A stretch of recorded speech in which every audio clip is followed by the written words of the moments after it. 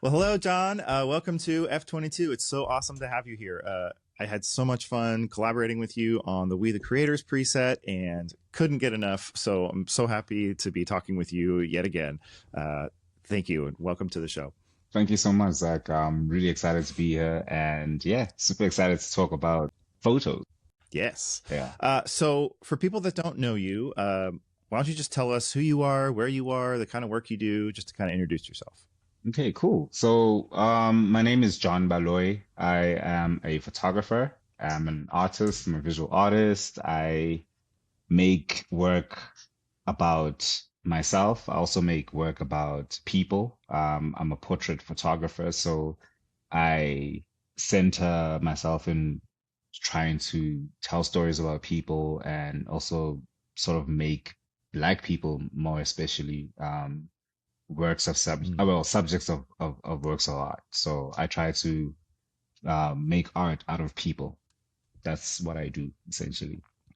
Yeah, I mean, portrait photographer definitely describes you. Your work is so creative, so interesting. It's hard to even put it in a box. I'm curious, like, how did you get started? How did all this come to be for you? Yeah, so my photography journey has been kind of interesting because it started off with me having like a really huge love for art from a young age. So I only got Hmm. introduced to the art field, I think, during high school. I took visual arts, and I think that's when my interest for it grew. I was always a curious child, so I drew. I liked doing impersonations. I liked seeing a world like through other people's eyes. So that kind of helped that curiosity. So after, school, I didn't know how I would apply my love for art. I wanted to do music. I wanted to do a lot of other things that were like sort of like in line with art. I didn't know how it would become like a physical thing that I could say, this is what I do. So I started seeing other people that were like me from my area that were doing things with Mm. photography and like telling their own stories. And I was just like, whoa, that seems like a cool outlet to, express myself and figure out what I could say or do like through photography. And that's where it started. And then yeah, it Yeah. sort of grew. That's great. And Yeah. now, I mean, do you do photography full time, or like what's your day to day like? Yeah, I do photography full time. I think from there, like after seeing people that do what I do, I wanted to emulate what they did. So there were a lot of Mm. photographers that I drew inspiration from. There was this photographer named Jeff Rehoto, Anthony Bila, Rendani Mukeli, Andile Buka. Those are some of the photographers like from South Africa that I was looking at, and I wanted to emulate their style. So I'd shoot every weekend. Firstly, I got my camera and then I started shooting. So me and my younger brother would like shoot each other because we had nobody else Yeah. to shoot at that point in time because we were still kind of new in the space. So I think the best way to tell our stories was to just shoot ourselves. So that's what we started doing. And throughout that, I started developing a style and like seeing that like people do enjoy like my expression because I would share it like with people just to see. So it's kind of interesting because at the same time, me saying this, like I have a job, during this time. Like so from like 2011, Yeah. 2012 to like 2016, I'm working as a auto electrician in the mining industry. So I'm juggling this and a Mm. proper day job. So um I'm Mm. working, but I'm also like on the internet and I'm seeing this stuff like after work and I'm like thinking, whoa, this is cool. This is what I want to do. So on weekends, I would go out, me and my younger brother, and like try shoot each other. And then, yeah, I think fast forward to like 2016, that's when I decided to quit my job to do it full time because I felt like I couldn't take it further than what I was doing when I was at work. So I needed to fully immerse myself into it so that it could yield the result that it has currently. So yeah. Yeah. That's amazing. I want to just get into looking at some of your images because they're so beautiful, and I have so many questions about how you do this. Yeah. So, do you have any images, maybe that like are your favorites or ones that you would want to show first? Yeah, this is one of my favorite images. This is an image of me. This was taken in 2020. And it signifies a lot for me because it was during a time where, as a photographer, as a working photographer during 2020, this is lockdown. You couldn't go outside, you couldn't really make work, and your Right. means of living are very limited because you kind of get to see how valuable photography became during that time because there was no need for it. Like, it Yeah. forced you to kind of just like introspect on why you did certain things. And for me, I realized Mm. that like me making art and making photos is something that resonated with how I live and just my overall expression. So this was very special because my younger brother actually shot this. This is a photo of me actually. And we shot this at home, and it's called Reflection. And it's part of a three-part series, which is like the moon, the sun, and it's sort of signified like that reflection. The reflection is me using my camera to show people what I see, and they see themselves through me because I am Mm. the photographer. So that image signifies that for me. Like, it's faceless because the identity can be anyone else. It can be anyone, but at the same time, it is a reflection of you, and it is through me, which Mm. is the main vehicle of Yeah. the expression. So yeah, this is one of my favorite images. And yeah, it's really special. Mainly because it was made with me and my younger brother, but also it's very intuitive stuff that we did. Like, we didn't really plan this. I literally had that mirror and I decided, hey man, let me just try figure out what we could do with this mirror. Yeah. I love how like clean and simple it is, just with the background being almost a flat blue. Yeah. And then, just the composition is so focused and so simple. And, Mm. it's a simple concept, but like, as you just explained, like it really means a lot. And there's a lot to unpack from this. Yeah. And the lighting is gorgeous. This is just natural lighting, I'm assuming, Yeah, from the sun. this is just natural Yeah. lighting from the sun. We just got up on the roof. So where I live has a lot of trees. So if you shoot from a lower vantage point, you kind of have a lot of these things like distracting you. So I have a thing with my images where I kind of like to make it look like a scene. So if the scene doesn't make sense, if there's a lot Mm-hmm, of things that mm-hmm. are distracting in there, like yeah, it just messes with me a little bit. I'm super pedantic about composition, how things look on the screen, and like how Yes. how it feels. So yeah, so it made sense for us to get up on the roof because that's the only way we could get the sky without anything else. So we decided like getting Yeah. up on the roof would make sense so we could just get the sky as it is. And then yeah, so like what you see there is literally just the sky and the sun hitting me in a certain way where it creates those shadows. You can see the shadows coming through from the left hand side to the right hand side. So yeah, Yeah. Let's look at some more. This is so for beautiful. sure. I'd love to talk about this one because this one feels a lot more planned. Yeah. I don't know if this is a studio, but like there's clearly, like some props, Yeah. maybe some makeup, seems like a lot more planning and collaboration that went into this one versus the other one that was just you and your brother Yeah. on the roof kind Yeah. of improvising. Yeah. So tell me about this one. So this is also an example of like I spoke to you earlier about me collaborating with a lot of artists, and some other artists are like musicians. So this one in particular is Zoe Modeja, and she's a musician from South Africa.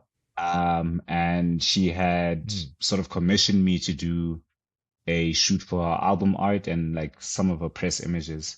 And the interesting thing about this particularly is that she gave me full creative freedom. She was just like, I want you to shoot this however you're gonna shoot it, however you're gonna color grade it.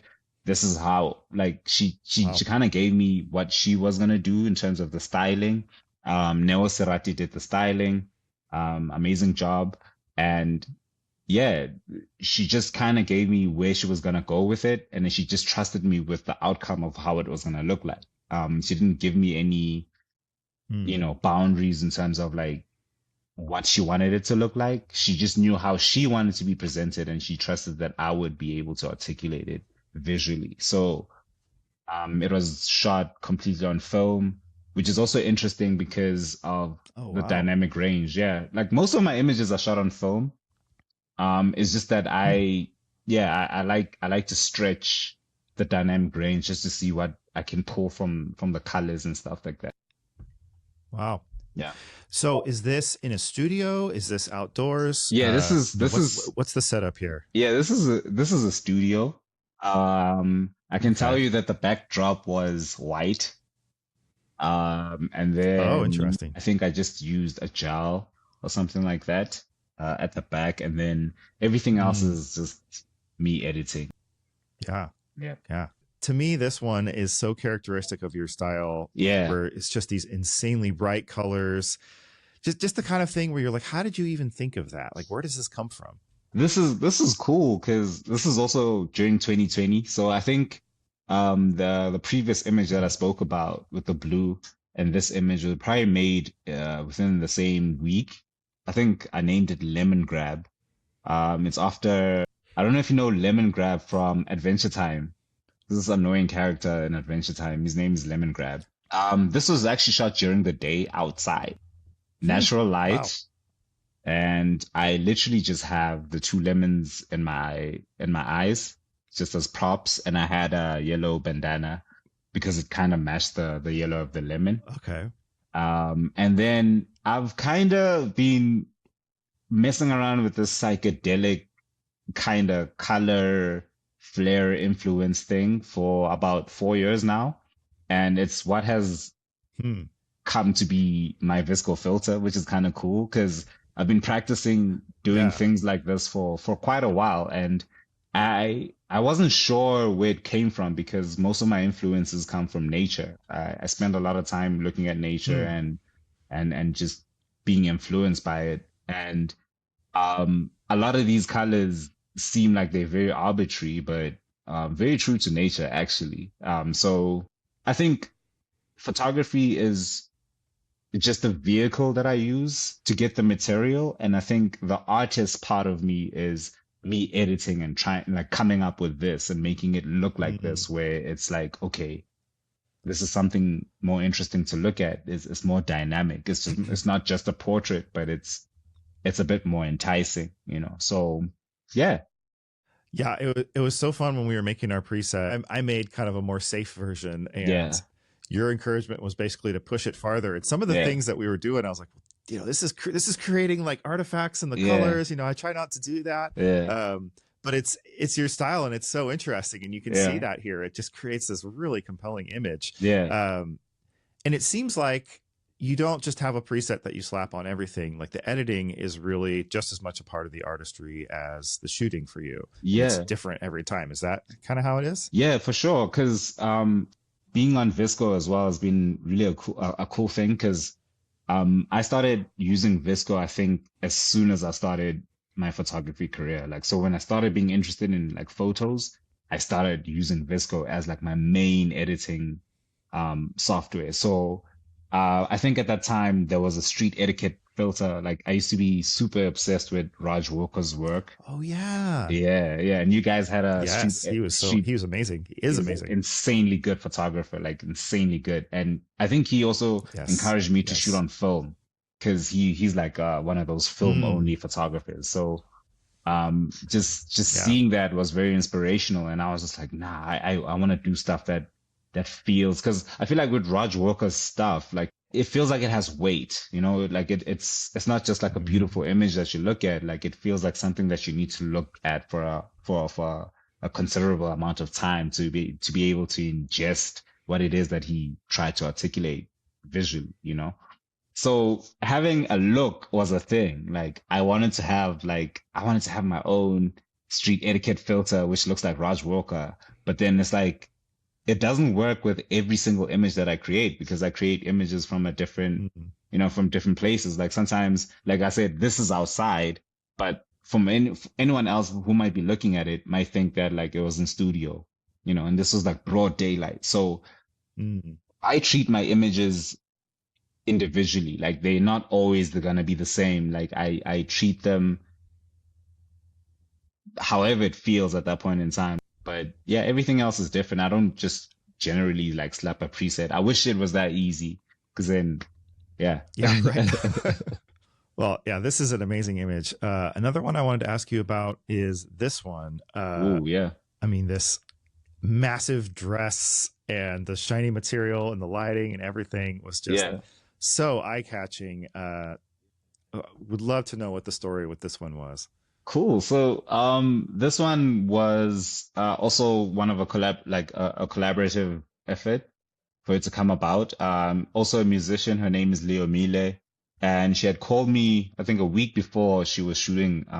It's like a visualizer and stuff for her album art, and she just kind of wanted me to like come through and like just tell her story like visually. And what was interesting about this is that she was on a ladder, actually, about maybe like 2.5 meters, and the dress is that long. So that image is shot as it is. Like I didn't enlarge it in any way. Like this is exactly how it is.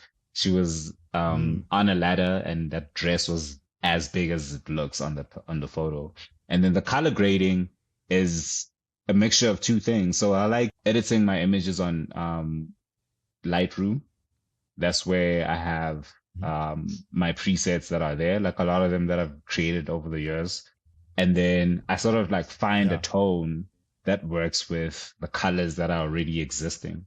So I work a lot with tones. Right. Like I like tones more. Like I figure out the tones, and then the contrastiness like comes after, because like I wanted to be striking. I wanted Mm, to have depth and layers. And like if you look at the background, it's not plain. A lot of people would have easily gone for a plain backdrop just to make it look clean and editorial, but I wanted it to have that allure. And like I said, nature is always like an yeah. inspiration to a lot of my work. So nothing in nature is ever clean and uniform. There's always texture, there's always form, there's Yeah. always, shape. So if you look at the back, especially more towards like where a head area is, like the background goes from a dark hue to a slightly lighter hue, and then it goes to like another shadowy situation. So it's almost like clouds. Like if you look at like a rainy day, like if you look at the clouds on a rainy day, it Mm, gives that same sort of introspection, I guess. So yeah, that's pretty much it with yeah. the work. Yeah, I try to paint with Uh, my editing. Yeah, yeah. It's fascinating to hear you talk about how you do your grading because it just reminds me how there really is no right way to go about this stuff. I mean, yeah, you're saying that you pretty much start with like tone and color. I mm, mean, my default thing is actually to start with contrast and like bright, where the white points is and all that kind of yeah, stuff. And yeah, there's not a right or wrong way to go about this. We all get there yeah, differently, but I mean, it looks gorgeous. Another thing I notice is you use flowers a lot in really interesting ways, and I kind of wanted to probe you about that. Like, yeah. and you've mentioned in this conversation nature. I don't know if there's any of these that you'd want to talk through. Yeah. I guess flowers and nature just are I think a very common thread in my work, because I'm always around nature, just subject of just where I live. I'm always outside. I'm interacting with nature, and I'm just one of those people that care to take time. So it Yeah. influences my work. I think a lot of my work is also influenced just by the way I live. So if I'm at a certain kind of state, it Mm, influences what my stuff will look like, just because I'm expressing myself this way. So nature yeah. is always a part of my work. It's always um a part of how I express myself, because it also teaches me a little bit of humility, just to know that there is something bigger than me. I think, just from my perspective and my own belief system, is just I feel like there's something that's bigger than me, and like a reference point of creativity that already exists. And Yeah. so I draw from that, because like it's unlimited. It's almost infinite. Yeah. Something that's occurring to me as we're talking, I'm like looking at a beautiful shot like this. Oh yeah, that's cool. I would imagine that, yeah, and I want to talk about this one, but I would Yeah, imagine that people watching this, there might be people who maybe their job is more like headshots or yeah, portraits, more like a more normal portraits for, high school graduation or a wedding or yeah, a Yeah. business profile or something like that. And they might be looking at this kind of work longingly, like, oh, I wish I could do stuff like that. Yeah, everybody just wants normal photos. Yeah. Or do you deal with your clients' fear or timidity Yeah. about being so creative and experimental, or is it just the people that want that come to you because that's what you show? Yeah, how does that work for you? How do you get to where you're making work like this and getting paid for it? When it comes to that, it's been a really interesting and also, trying journey because saying that you're a photographer basically means that you offer a service. Yeah. Your service is kind of okay. You take photos of people, whether it's at an occasion or it's for a special commission job. Like this is what you have to do. So for me, I went through that a lot, and I think because I was trying to figure out my editing style when I was much younger, Mhm. it worked, and it also worked against me because then me doing stuff like this would also ostracize me from doing stuff for commercial publications where they're looking for something that's a little bit more toned down to what this looks like, So for me, Yeah. I had always wanted to make work that could live in an art gallery. This is why I do what Mm. I do. I was like, I want my work to live in homes and in art galleries. And for it to live like that, it needs to have a visual impact that is also synonymous with who I am and how I create. So I sacrificed commercial viability for individuality. So I Mm. make this work myself. Like this is the type of stuff I make. Like so a lot of the work that I put out, whether it's on social media, whether it's my portfolio, is mostly work that I invest in myself to make. And I want it to look like this. So if you do come to me eventually, you know what Yeah. kind of work I make, you know where I stand with my work. And like I said, it's been a sacrifice. Yeah. It's been a good 5, 6 years of me being very diligent in sort of like having a Mm. creative signature that you know what you expect from me. So like I wouldn't say that I'm a photographer per se. I am a photographer because technically that is what I do. This is, technically that's what I do, but I feel like I'm more of an artist because yeah, you Mm. don't go to Van Gogh and expect him to paint in a neoclassicist style. Like it doesn't make sense. Like he wouldn't do that. Like, he has his own Yeah. style of painting, and that's how I want to approach this thing and what I do.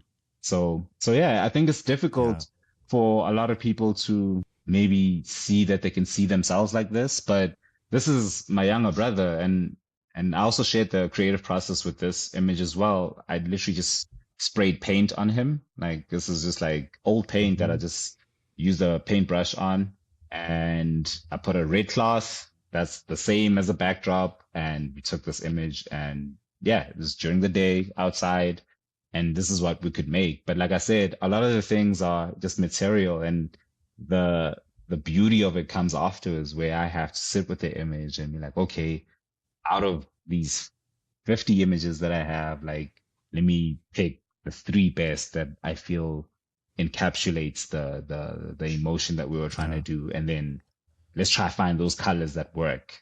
And then, yeah. Yeah. And I love the lighting and the texture in the skin that you're getting Yeah. in a lot of these photos. And like with this one, was there like somebody doing makeup, or like her skin is sort of shiny and it's Yeah. creating those kind of specular highlights that really give it such depth. Was that on purpose? I mean, if I like to be honest, it was just me and her outside. There was no makeup. There was none of that. It's just the highlights that you Wow. see there. It's just the way and that's the beauty about shooting on film as well. I think the highlights that you can retain from just using a negative instead of like a digital folder, I don't think would have the same kind of highlights that you're Yeah. speaking of, like those shiny parts of the skin, and like Mm. all those details are being like retained Yeah. just because of just the film. I think this film just retains Yeah. details better than digital does. So yeah, Right.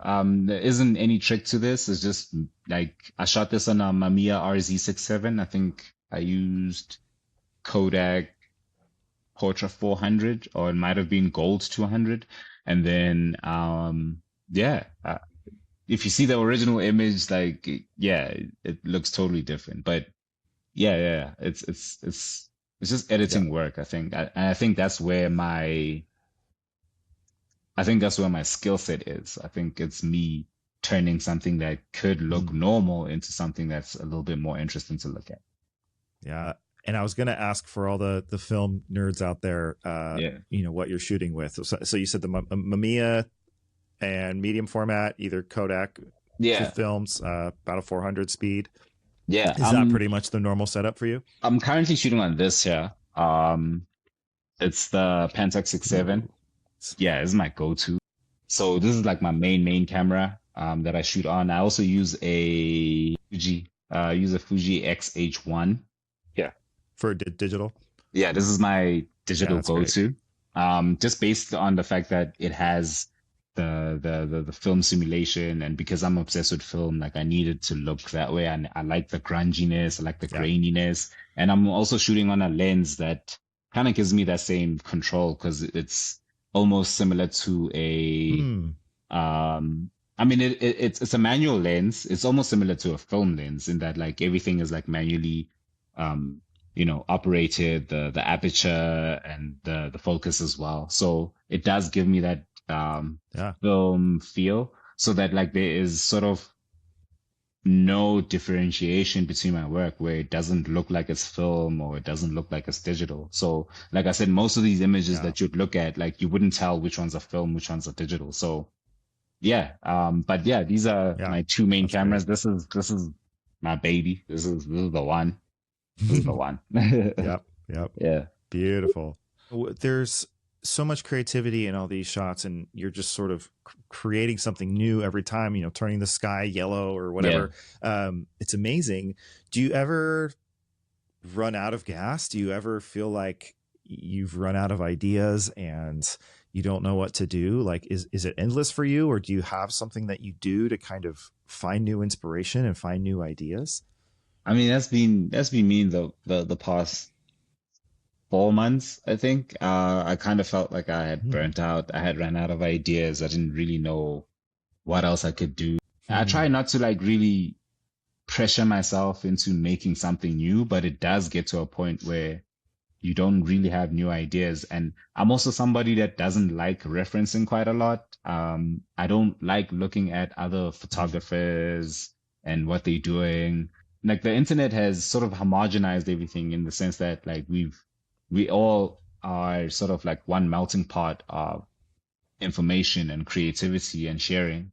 I think a lot of that can just influence the way you see things and the way you do things just based on the fact that like you see it and it's in your subconscious. So I try not to look at a lot of other photographers' work just that so that I don't feel like I'm not expressing myself the way I should be, or that I should be doing what they're doing, which also kind of makes it difficult then, because also at the end of the day, nothing is new under the sun, right? Like everything has been done before. Right. So yeah, it's a very hard thing to balance for me personally, because then me not taking in information from this visual thing that I do kind of means that I have to draw from another well.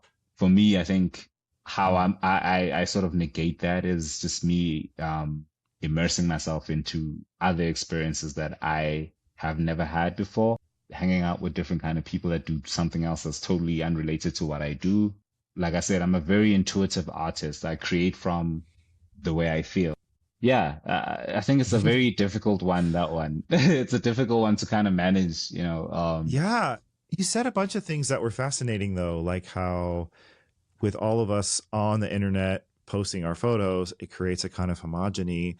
And so then you're trying to not take in a lot of that. And it sounds like basically you're not even trying to seek out inspiration necessarily. It's more that you're trying to feed your own soul with experiences with people, and then just kind of trusting that naturally the right things are going to kind of come out once you've filled that well, so to speak. Yeah. Does that sound right? Yeah, for sure. Because I think that's the basis of how I create my work.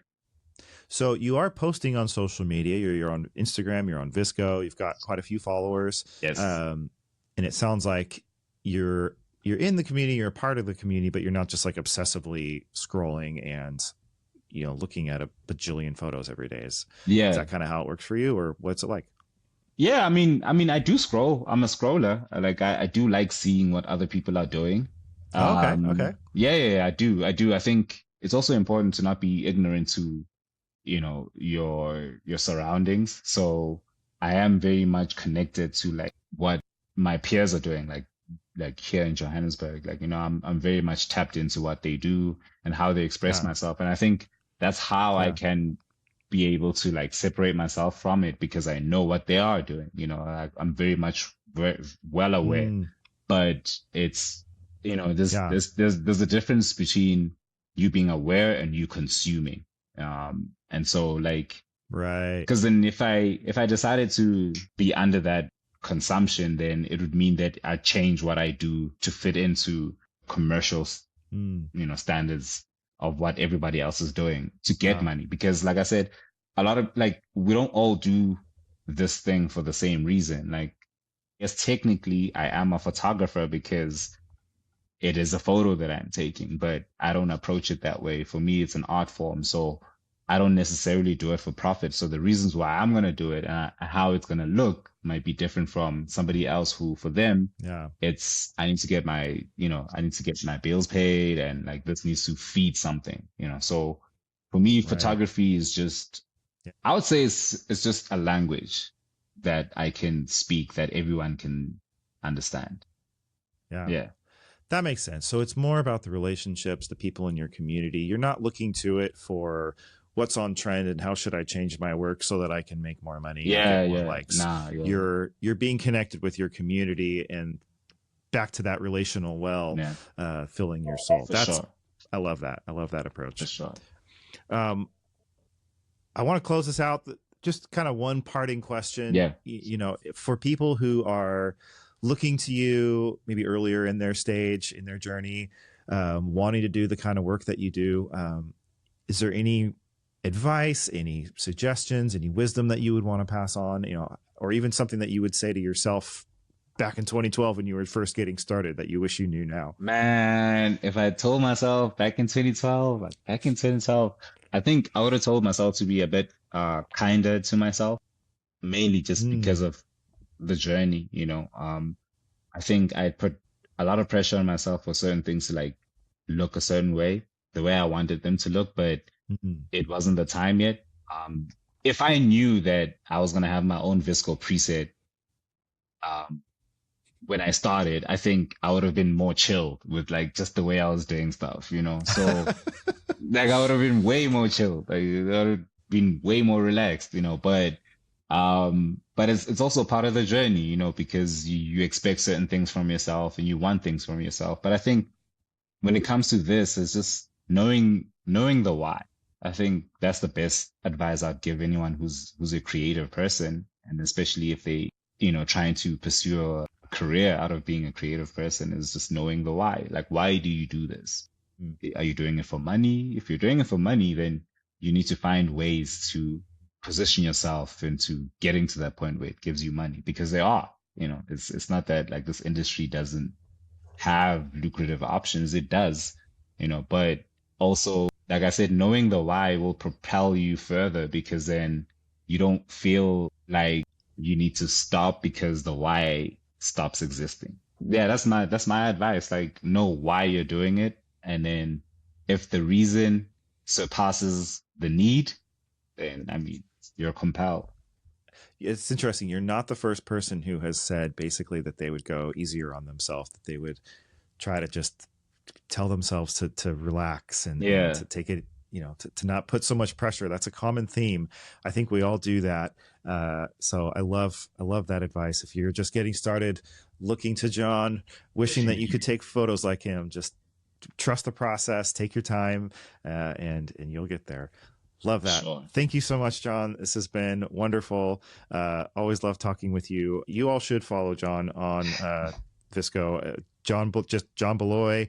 I'll put it on the screen here, and you can all his other places, websites, and other places for his work. Just an endless source of inspiration. So highly recommend that you follow John. So Thank you. It's been amazing talking with you, seeing your work. Also, if you don't know the preset, check out John's We the Creator preset. I believe was it We? Which one were you? I Now can't remember the number. 2. Yeah, Okay, yeah, that's right. yeah. Yeah, we had a lot of fun making that. That was amazing. That was so cool. That was amazing. So, all right. Well, thank you, John, for your time. Thank you all for watching, and we will see you all next time. Cool.